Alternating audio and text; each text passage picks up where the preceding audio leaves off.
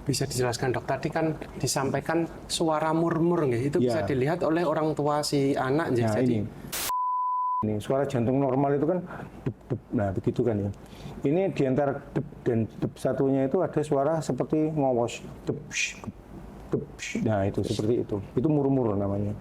Murmur itu kalau kita detail, kita jeli, kita bisa menilai. Ini murmurnya termasuk penyakit jantung bawaan yang tipe VSD contohnya. Ini penyakit murmur yang dari penyakit jantung bawaan PDA misalnya seperti itu.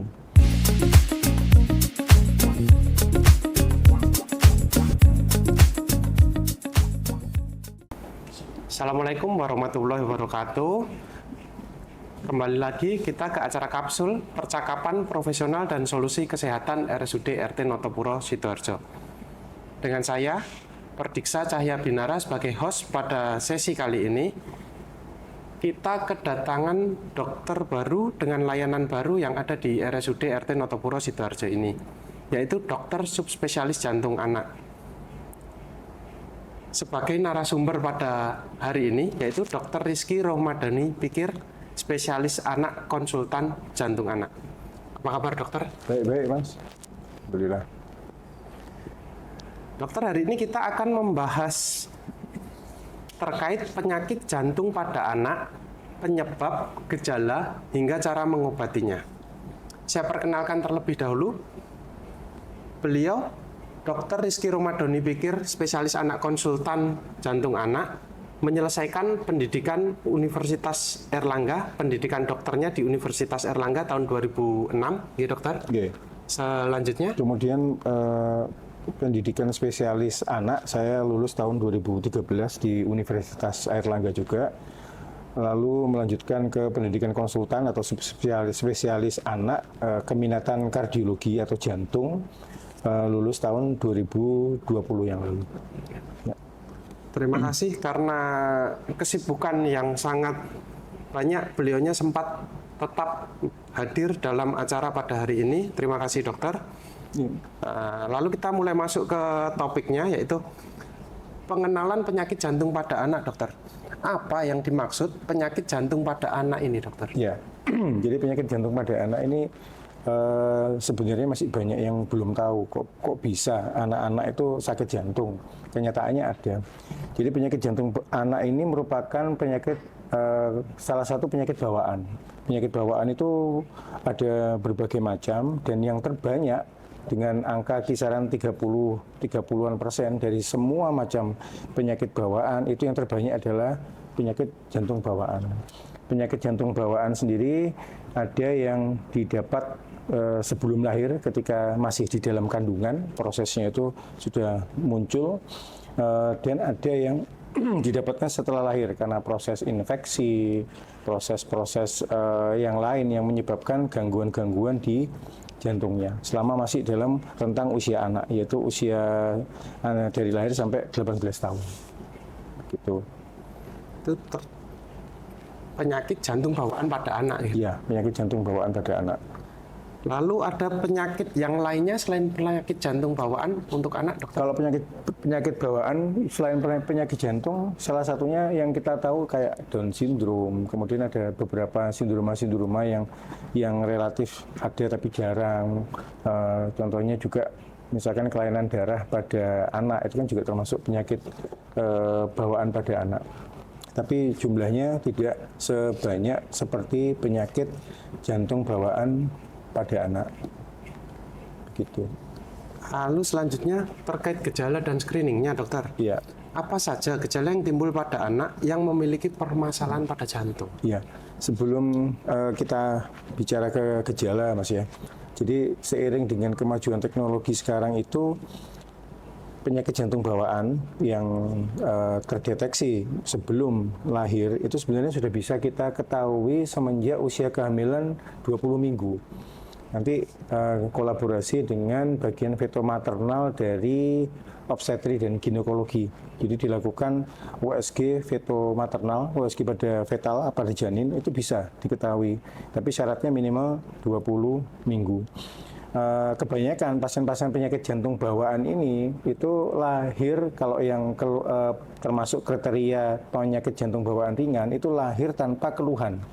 Lahir tanpa keluhan. Biasanya diketahuinya terlambat. Terlambat itu misalkan tidak sengaja dia terkena demam berdarah, harus dirawat di rumah sakit. Nah, setelah diperiksa ternyata ada suara jantung tambahan atau yang kita kenal dengan murmur. Nah, ini murmur ini salah satu tanda bahwa ada penyakit jantung bawaan. Itu yang pertama. Yang kedua, kalau misalkan keluhannya muncul setelah lahir, yang paling sering adalah peningkatan dari effort of breathness atau peningkatan nafas.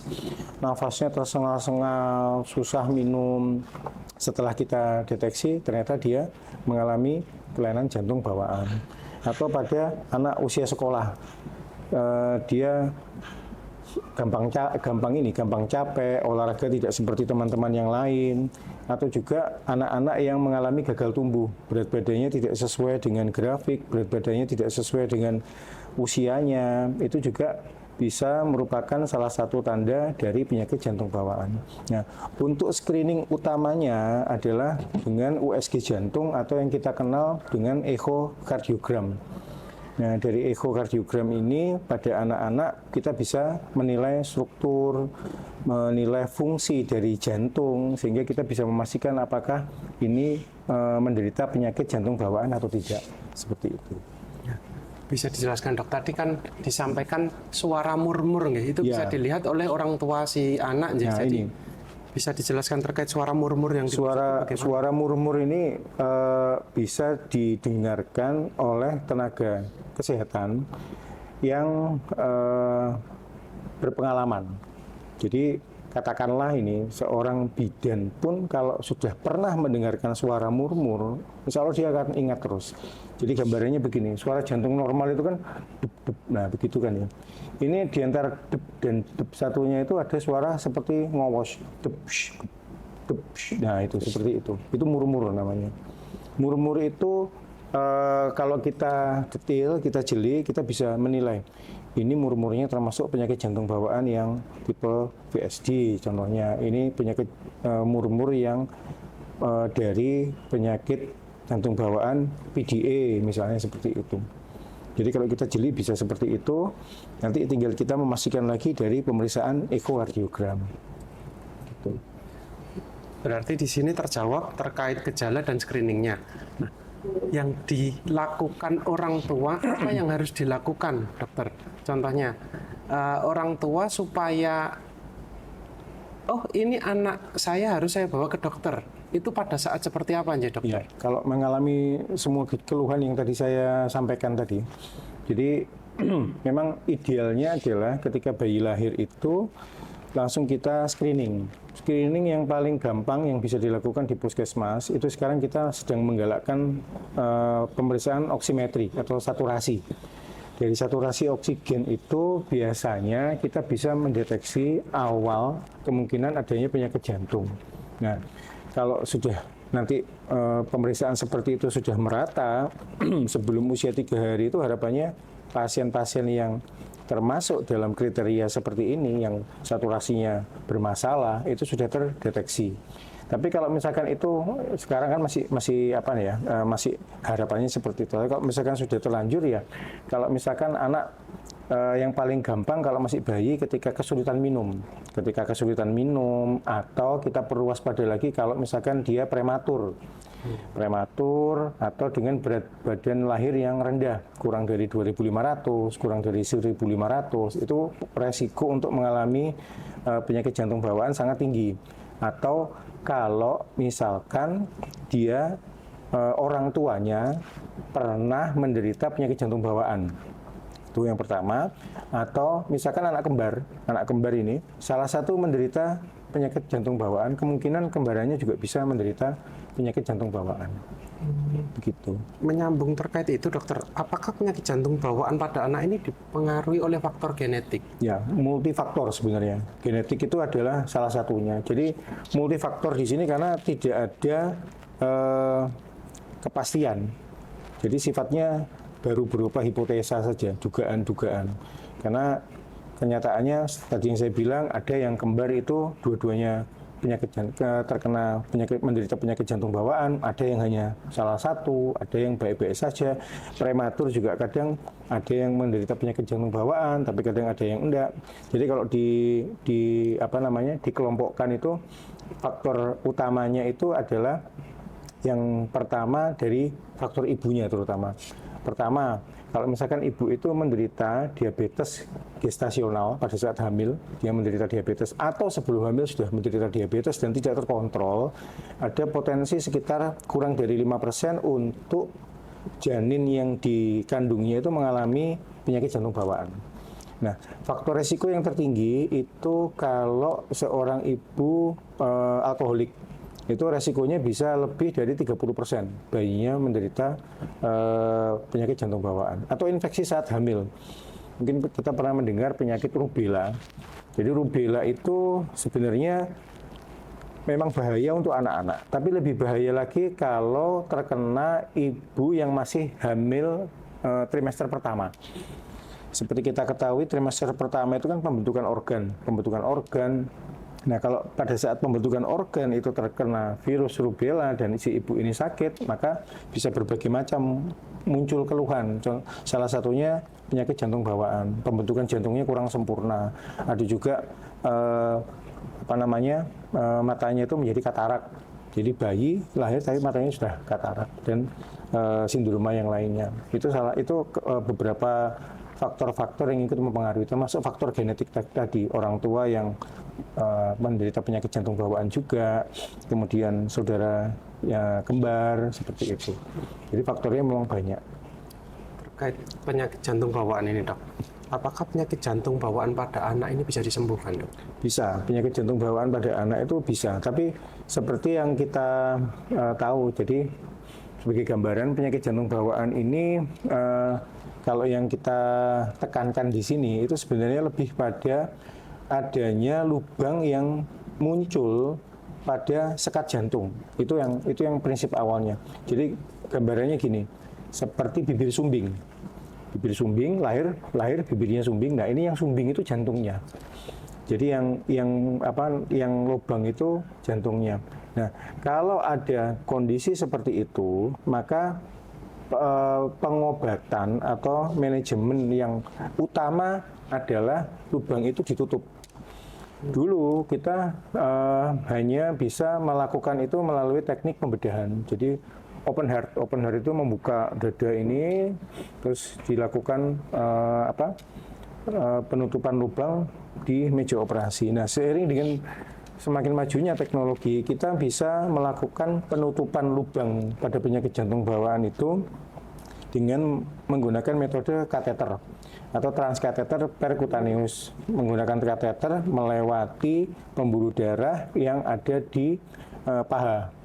Jadi nanti kita masukkan alat di paha anak itu, langsung ada kawat khususnya gitu menuju ke jantung. Nah, dari situ kita akan tutup menggunakan occluder. Occluder itu penutupnya. Atau biasa kalau pasien-pasien orang tua itu menyebutnya payung karena bentuknya seperti payung. Seperti itu. Baik. Terima kasih, Dok. Sangat jelas menurut saya penjelasan pada kali ini. Saya sedikit memberikan rangkuman ya, Dokter, dari awal tadi. Untuk penyakit jantung bawaan ini sebenarnya bisa dideteksi ketika masih ada di dalam kandungan setelah minggu ke-20. 20 minggu. Lalu setelah itu bisa dilakukan screening.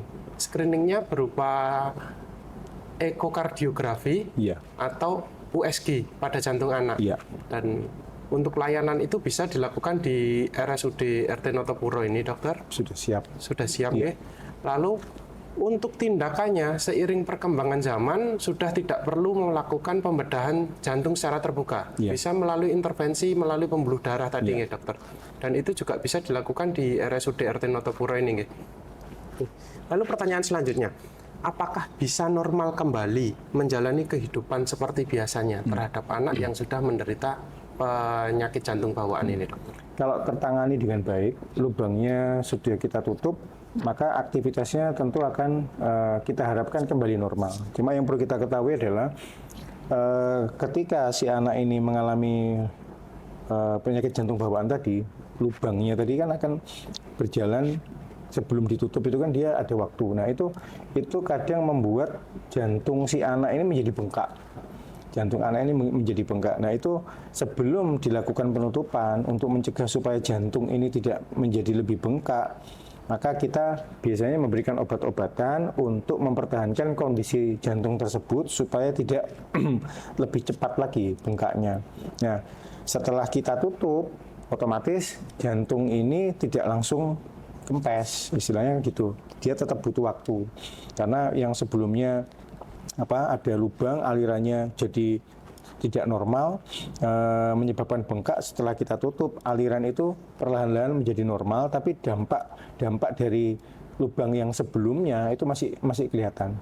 Jadi setelah evaluasi penanganan, jantungnya ditutup, evaluasi, nanti kalau misalkan kondisi jantungnya sudah membaik, sudah bisa dikatakan normal, detak atau kekuatan denyut jantungnya sudah bisa kita katakan kembali normal, obat-obatan yang sebelumnya dikonsumsi sudah bisa dihentikan, maka anak bisa beraktivitas seperti biasanya.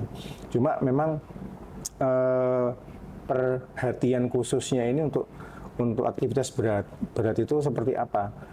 Ya olahraga berat, contohnya kayak sepak bola, dia basket, untuk suatu situasi yang kompetitif itu memang tidak dianjurkan karena dengan adanya alat kemudian dengan situasi jantung yang sebelumnya bermasalah itu kita takutkan terjadi gangguan konduksi. Gangguan konduksi itu maksudnya gangguan sistem hantaran jantung yang bisa menimbulkan kondisi fatal seperti serangan jantung dan sebagainya. Jadi masih bisa beraktivitas normal tapi dengan batasan-batasan aktivitas berat terutama. Gitu. Berarti tetap bisa melakukan kembali normal seperti biasa, tetapi harus dengan perhatian khusus juga nih untuk perkembangan dari masing-masing anaknya tersebut. Jadi sedikit saya izin memberikan plot twist sedikit pada acara hari ini, berarti lebih awal diketahui, dilakukan intervensi dini, maka hasilnya akan optimal untuk si buah hati. Apakah betul seperti itu, dokter? Betul. Ya. Jadi bagi ayah bunda yang ingin bertanya, bisa dituliskan di kolom komentar dan datang langsung untuk berkonsultasi dengan Dr. Rizky Rohmadoni, spesialis anak konsultan jantung anak di RSUD RT Notopuro Sidoarjo. Sangat jelas sekali pada hari ini, dokter, singkat, padat, jelas, dan semoga bisa dipahami oleh seluruh penonton yang ada di acara hari ini. Terima kasih, sekian dari kami. Saya Perdiksa Cahya Binara sebagai host dan dokter. Saya Dr. Rizky Rohmadoni Pikir, spesialis anak konsultan jantung anak. Wassalamualaikum warahmatullahi wabarakatuh.